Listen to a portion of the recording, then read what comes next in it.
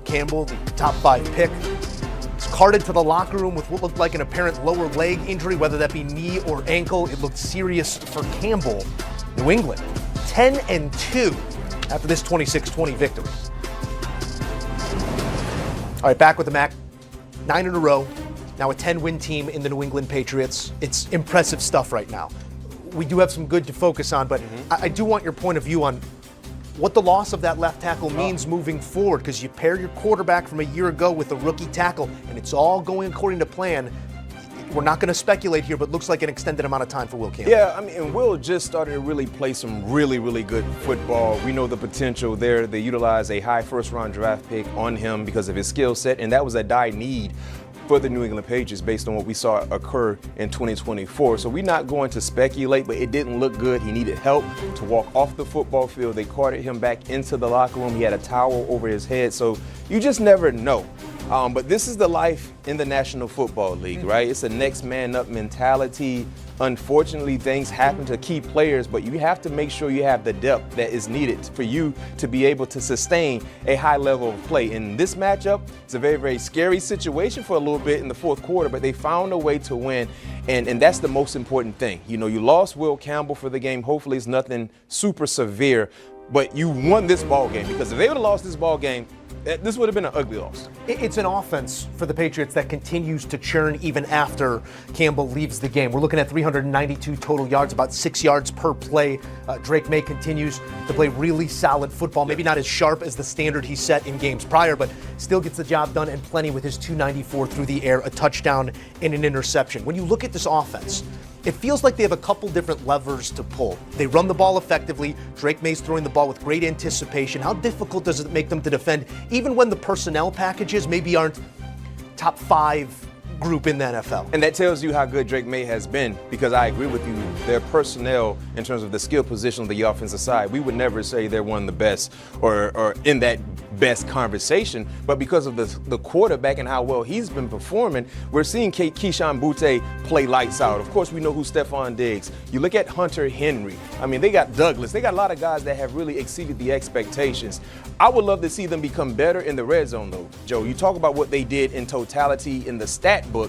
They became a bit stagnant in the red zone, and that kept Cincinnati afloat in terms of trying to steal one from the New England Patriots. So when you look at red zone football, they were 0 for 2 in the red zone.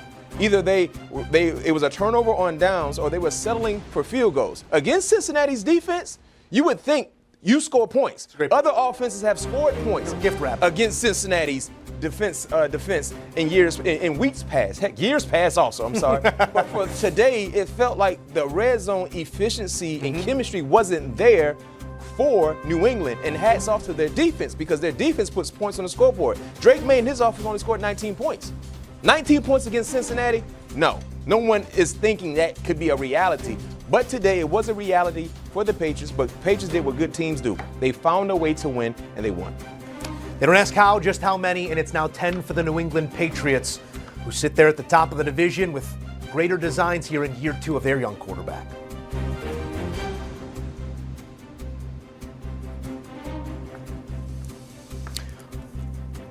More to come here on CBS Sports HQ as we take a look at some numbers. Bengals with and without Joe Burrow. Mac, a quick thought here, because we're looking at a 3-8 Bengals team. Why would be my question. You know, you got Joe Burrow's availability opening up. Practice window is open. Question becomes why at this point in the season. Man right there on the graphic. Yeah. Zach Taylor. I want to keep my seat as warm as possible, not hot, right? And if you keep Joe Burrow on the sideline, you're probably not going to win any ball games, potentially. See what it looks like moving forward. Exactly. A quick turnaround here for Cincinnati. Maybe Joe Cool can impart some of that cool in his return. Steelers. Week this season, you go into independent contractor mode, meaning I'm doing what's best for my situation. All right, how many reps am I get? How healthy I can stay? Because you're telling me, I mean, Joe practiced this week, right? Yeah. Right. He practiced this week. So we're watching him practice like, all right, maybe we got Joe. Let's go try to win a football game. And then you take him away. It's like, we know how the season's being looked at up top. Yes. All right. Pack that U-Haul. The season's over. Stay healthy for the rest of the week. Yeah, it's not about this year. Yeah. This is about next year. I don't hate this decision not to play Joe. Listen, this is about the future, right? Again, he's ahead of schedule. We didn't even expect him to be back. He's almost a month ahead. I like practicing a little prudence here. They do play, obviously, this next week, and hopefully he'll be playing. I do think it's ironic, no Jamar Chase, no Joe Burrow. I think it would be interesting to see if he was playing, if Joe would be out there, if he had both his guys. But yeah, you're totally right. Yeah, I think with Chase not playing, this is the only decision. Yeah. You put him back there, and look, guys, let's face it. When Joe Burrow comes back, are you really getting Joe Burrow?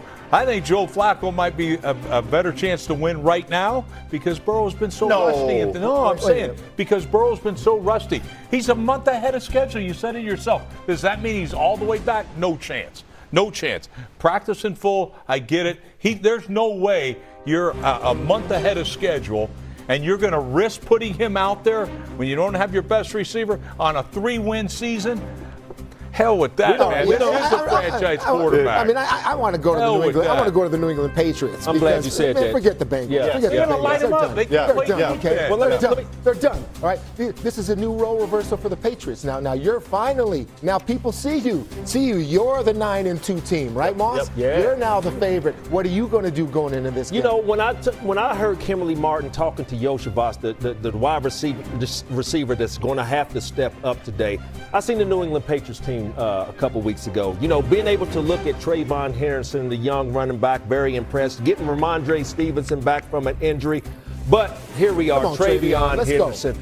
Ladies and gentlemen, you talking about something that haven't been seen in New England in a long time, and that's the back with the ability to hit the home run anywhere on the football field. So I'm liking what I'm seeing from this young running back led by Drake Maye. But let me switch it on the defensive side, because when I was out on that field and looked at a guy like Christian Gonzalez, I was sitting up there thinking like, ooh, that's a solid cornerback back there. Big size, and on the other side they got a guy by the name of Carlton Davis.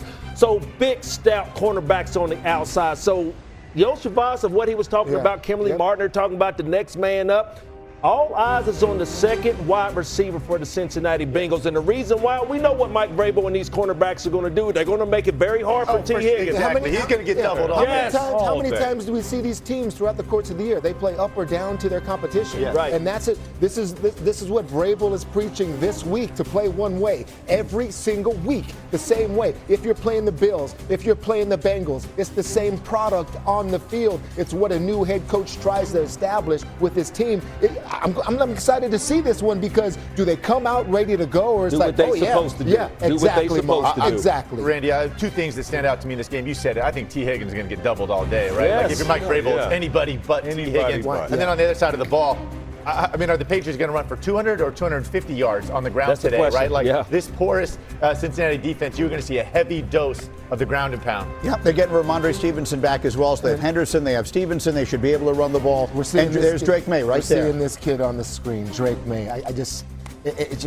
I want to pump the brakes on my enthusiasm as a former Patriot so much, because what I see is so positive. Yeah, and then all of the MVP talk and the number 1 seed talk, it's like, are we really seeing this already with this kid? It's just great, exciting things that are happening. We're building the hype. We're building the hype up, and Brew, you already know the Patriot way. They stay below the radar, so we like what we see coming out of New England. Let's go. And a little scheduling quirk that I think is worth noting. I think this is important here. The Patriots, because of the placement of their bye and when their games are scheduled, they're going to go a 30-day stretch here, sort of late in the season, in which they only play 2 games. And those games, by the way, are Cincinnati and